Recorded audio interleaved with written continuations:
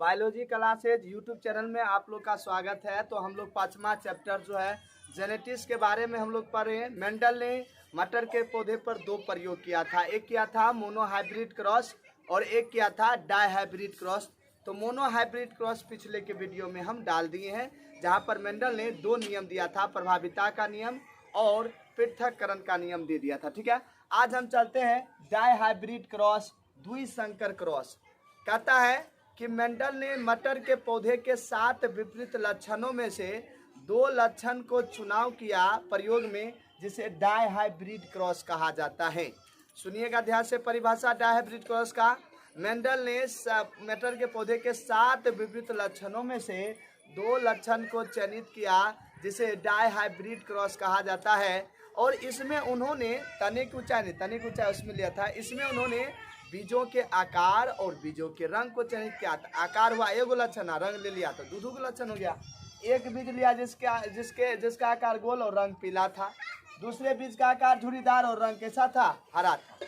अब गोल लिखे, गोला इसको लिख देते। गोला जो है हमारे गोला के लिस्ट क्या होता है? राउंड। तो राउंड का यहाँ एलिन ले लिए, डबल आर, क्योंकि जोराम होता है एलिन। येलो मतलब पीला होता है, तो बड़ा अक्षर में लिए। और इसी का विपरीत इधर लेंगे, झुर्रीदार हो जाएगा।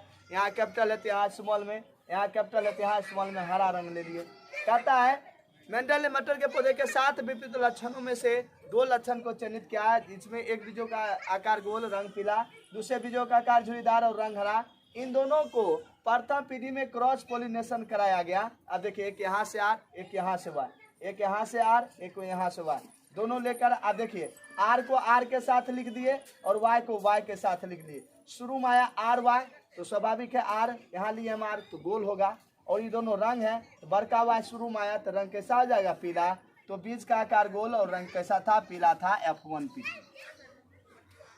उसके बाद इन्होंने क्या किया कि इसी पौधे यानी प्रथम पीढ़ी में प्राप्त जो पौधा हुआ गोल जिसका रंग पीला था, इसी पौधे को उन्होंने लेकर स्वपरागन कराया। स्वपरागन कराया तो इसी को गेमिट में बदला। अब देखो गेमिट में क्या बदले, पहले बड़का वाई और छोटा बड़ा आर और छोटा बड़का वाई जो है एक साथ किए हम इसको। तो ये क्या हो गया? आकार गोल और रंग पीला। फिर यहाँ देखिए, आकार झुर्रीदार, रंग पीला। ठीक है, आगे देखिए, आकार गोल और रंग हरा, फिर आकार झुर्रीदार और रंग हरा। ठीक है, अब ये जो है,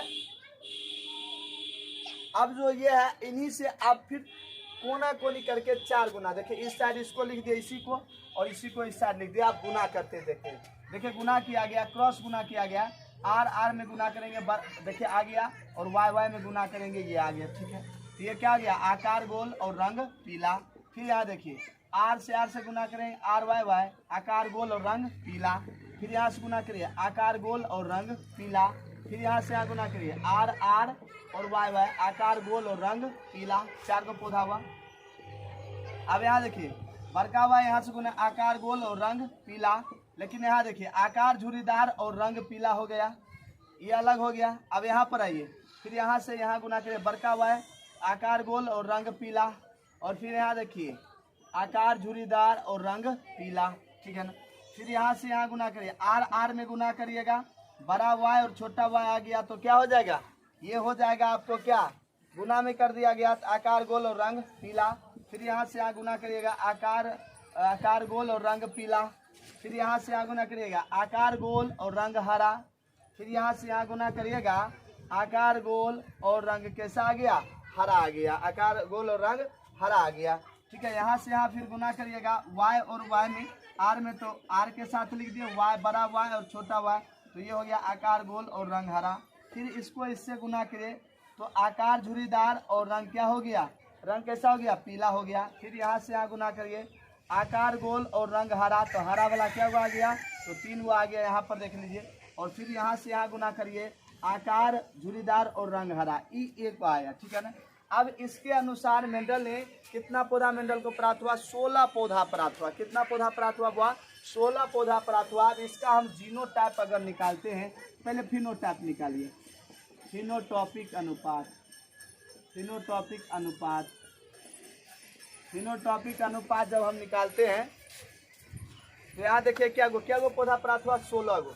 16 गो में 1 2 3 4 5 6 7 8 और 9, 9 पौधे के बीज का आकार गोल और रंग पीला, ठीक है। यानी इसका आता है 9:3:3:1।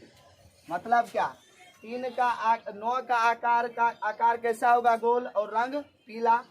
3 का आकार आप देखिए, ये वाला हो गया 4, 4 1 5, 5 1 6, 6 1 7, 7 1 8, 8 और 8 1 9।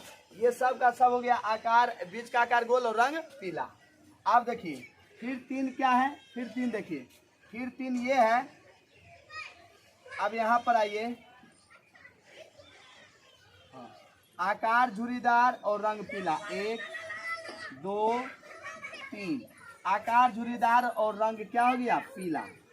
आप देखिए फिर आइए यहाँ पर आप लोग, आकार गोल और रंग हरा, आकार गोल रंग हरा, आकार गोल रंग हरा, 3 ये हो गया। और आकार झुर्रीदार और रंग हरा, तो ये हो गया, ठीक है ना। कहने का अर्थ ये हुआ कि मेंडल ने दूसरे प्रयोग में जब मतलब प्रथम पीढ़ी में प्राप्त गोल पीले वाले बीज वाले पौधे को जब स्वपरागण कराया, तो दूसरे पीढ़ी में 16 पौधे प्राप्त हुआ, जिसमें 9 पौधे के बीज का आकार गोल रंग पीला, 3 के बीज का आकार गोल रंग हरा, 3 के बीज का आकार झुर्रीदार और रंग पीला, और 1 का आकार झुर्रीदार और रंग क्या था, हरा था, ठीक है ना। अब इसी का जीनोटॉपिक अनुपात निकालिएगा, जीनोटॉपिक अनुपात निकालिएगा इसका। जब इसका होता है 122, 412,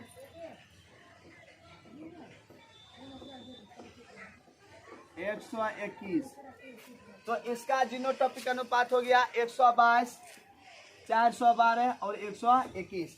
और इसका फिनोटॉपिक अनुपात कितना हो गया, 9:3:3:1। आपको क्वेश्चन क्या पूछेगा इसमें आपको क्वेश्चन पूछेगा कि बताइए कि द्विसंकर क्रॉस का जीनोटॉपिक अनुपात 122, 412, 121। फिर उसके बाद आपको पूछेगा द्विसंकर क्रॉस का फिनोटॉपिक अनुपात कितना होता है, तो 9:3:3:1 कितना होता है, 1 होता है, ठीक है ना। ये हो जाएगा आपको आसानी से, यहाँ से क्वेश्चन आपको पूछेगा, ठीक है। इसके आधार पर देखिए मेंडल ने इस प्रयोग के आधार पर एक नियम दिया, जिस नियम को कहा जाता है स्वतंत्र अपव्यूह का नियम। क्या कहा जाता है, स्वतंत्र अपव्यूह का नियम। इसमें क्या बताया गया है, देखो इसमें मेंडल ने बताया कि जब 2 जोड़ा गुण को लिया जाता है, ठीक है ना, ये 2 जोड़ा गुण को लिया जाता है, तो दोनों जोड़ा एक साथ संयुक्त होकर और अगले पीढ़ी में संयोजित होकर चले जाते हैं, जिसे स्वतंत्र अपव्यूह का नियम कहा जाता है। आपसे पूछेगा स्वतंत्र अपव्यूह का नियम क्या होता है, तो आप क्या बोलेगा, जब 2 संकर जोड़े को एक साथ यानी संयोजित किया, संकरण कराया जाता है, तो एक जोड़ा दूसरे जोड़े के साथ संयोजित होकर अगले पीढ़ी में जाने के लिए स्वतंत्र हो जाता है। इसी पीढ़ी को स्वतंत्र अपव्यूह का नियम कहा जाता है। फिर से सुनिएगा, जब 2 जोड़े संकर को एक साथ अपव्यूहित किया जाता है, एक साथ संकरण किया जाता है, तो एक जोड़ा दूसरे जोड़े के साथ मतलब अपव्यूहित होकर दूसरे पीढ़ी में जाने के लिए स्वतंत्र हो जाता है। क्योंकि यहाँ देखिए कहीं पर पीला मिला, कहीं पर हरा, सब एक दूसरे से संयुक्त हो गया, इसी को कहते हैं स्वतंत्र अपव्यूह का नियम। लेकिन आपसे पूछ देगा कि बोलिए अनुवांशिकता का नियम, अनुवांशिकता का नियम बोलेगा तो आपको 3 लिखना होगा। एक हो गया स्वतंत्र अपव्यूह का नियम, दूसरे प्रयोग के आधार पर मैंने दिया, और 2 दिया था नियम, याद करिए प्रथम प्रयोग के आधार पर। एक दिया था प्रभाविता का नियम, प्रभाविता का नियम, ठीक है, और एक दिया था पृथक्करण का नियम, ठीक है। तो आपसे पूछेगा कि अनुवांशिकता का नियम लिखे, तो अनुवांशिकता का नियम क्या गो है, 3 गो। या कहेगा मेंडल का नियम लिखे, तो मेंडल के भी 3 नियम। हम आपको 3 नियम एक बार बता देते हैं, ध्यान रखिएगा। पृथक्करण का नियम कहता है, नीचे से हम बता रहे हैं, इसमें बताया नहीं, यहाँ से नहीं होगा, यहाँ से आप 2 नंबर से देखें, क्योंकि ये पहला नियम प्रभाविता का नियम है मेंडल का, दूसरा नियम है पृथक्करण का। तो प्रभाविता के नियम में मेंडल ने बताया जो गुण प्रभावी होगा प्रथम पीढ़ी में उत्पन्न होगा तथा अप्रभावी गुण छिप जाएगा।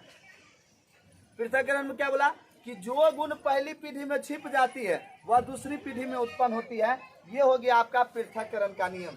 और स्वतंत्र अपव्यूह का नियम क्या बोला कि जब संकर जोड़े को एक साथ यानी संकरण कराया जाता है तो एक जोड़ा दूसरे जोड़े के साथ विसंयोजित होकर अगले पीढ़ी में जाने के लिए क्या हो जाता है, स्वतंत्र हो जाता है। तो ये तीनों आपका हो गया आनुवांशिकता का नियम, या यही तीनों हो गया आपका मेंडल का नियम। तो आपसे पूछेगा कि बताइए मेंडल का नियम कितना है, तो मेंडल का 3 नियम है, स्वतंत्रता वियोग का नियम, प्रभाविता का नियम, पृथक्करण का नियम। प्रथम प्रयोग के आधार पर 2 दिया गया, प्रभाविता का नियम, दूसरा पृथक्करण का नियम, और मतलब द्विसंकर क्रॉस के आधार पर कितने नियम दिया गया, 1 नियम दिया, स्वतंत्र अवयव का नियम। इसमें दिक्कत नहीं होना चाहिए। और आपको याद रखना है द्विसंकर क्रॉस का फिनोटॉपिक अनुपात पूछेगा तो आपको 9:3:3:1 बताना है, और जीनोटॉपिक अनुपात पूछेगा तो आप बता दीजिएगा 122, 412 और 121 होता है। आपको इतना अगर याद रख लेते हैं तो यहाँ से एक भी क्वेश्चन आपको ऑब्जेक्टिव छूटने का चांस नहीं बनता है। और बिहार बोर्ड इसको इस बार हमको पूरा उम्मीद है कि 5 नंबर पूछेगा, अवश्य पूछेगा। तो आप इस समझ गए होंगे, आशा करते हैं। तो कैसा लगा वीडियो आप लोग कमेंट करके जरूर बताएं, और वीडियो अच्छा लगे शेयर करिए, और अगर नहीं है तो सब्सक्राइब जरूर करिए। धन्यवाद। जय हिंद, जय भारत।